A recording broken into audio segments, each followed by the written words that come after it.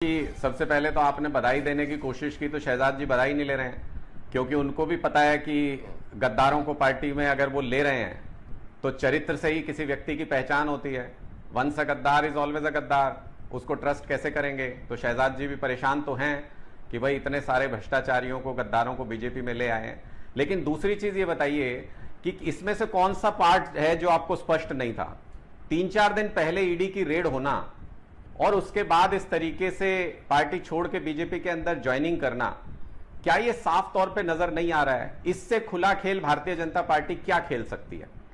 और मैं तो ये कहता हूं कि भाई किसी भी व्यक्ति की पहचान उसके चरित्र से ही तो होती है। ये ऑप्शन तो सबके सामने था। महात्मा गांधी जी के सामने नहीं था क्या? सुभाष चंद्र बोस जी के सामने नहीं था? शहीद भगत सिंह जी के सामने नहीं था कि समझौता कर लो, झुक जाओ?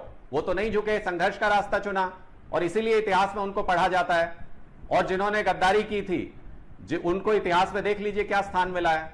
तो यही हश्र इनका होने वाला है। पंजाब कुछ भी बर्दाश्त कर सकता है, पंजाब धक्का बर्दाश्त नहीं करता, पंजाब गद्दारी बर्दाश्त नहीं करता। और ये लोग जो इतने सिद्धांतों की बात कर रहे हैं, मुझे आप बताइए कि अगर ये इतने सिद्धांतवादी हैं, आपने क्रोनोलॉजी बताई, उसका जिक्र मैंने भी किया। 2 सेकंड चलिए, बोलिए। मैं ये कह रहा हूं कि इतने सिद्धांतवादी हैं, इतनी बड़ी बड़ी बातें करते हैं, पार्टी सिद्धांतों से हट गई, ये हो गया। कौन से सिद्धांतों से हट गई पार्टी? क्या वो गद्दारी के सिद्धांत थे, बेईमानी के सिद्धांत थे?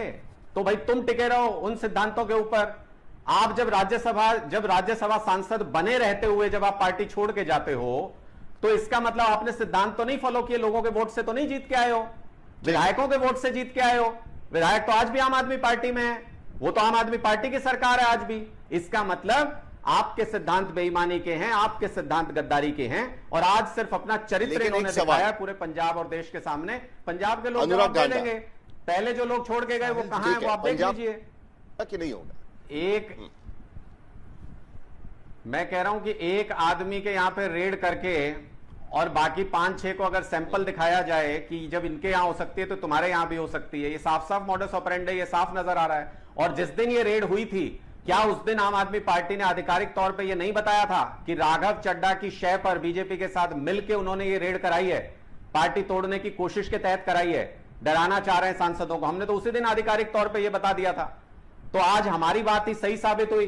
राघव चड्ढा उस दिन मना कर रहे थे कि मैं तो बीजेपी नहीं, आज बीजेपी की गोद में बैठ गए।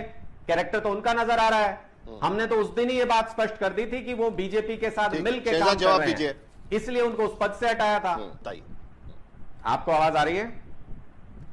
तो मैं ये कह रहा हूं कि मुझे लगता है सदमे में है शहजाद जी गद्दारों के पार्टी ज्वाइन करने से, और अपने फैक्ट ठीक से नहीं रख पा रहे हैं। इन्होंने जब ये बताया, अभी सुना रहे थे सोनिया गांधी के बारे में कोई लाइन, इन्होंने ये नहीं बताया कि हेमंता बिस्वा शर्मा के बारे में मोदी जी क्या बोलते थे। इन्होंने ये तो नहीं बताया महाराष्ट्र में उप मुख्यमंत्री बनाया था, उनके बारे में क्या बोलते थे। और सारे भ्रष्टाचारियों को उठा के अपनी पार्टी के अंदर बाद में ज्वाइन करा लिया। तो मोदी जी को किस नजर से देखते हैं, ये शहजाद जी ने आज बता दिया। अभी अभी आपके सामने ऑडियो सुना के बताया कि मोदी जी का भी यही चरित्र है इनकी नजर में। और दूसरी बात कि कोई गद्दारी करेगा उसी के बाद तो गद्दार होगा, कि जन्मजात गद्दार होता है कोई? शहजाद जी बताएं ना कि जब वो गद्दारी कोई करेगा तभी पता चलेगा ये गद्दार है। उसके बाद मुझे जरा आशुतोष के पास जाना है।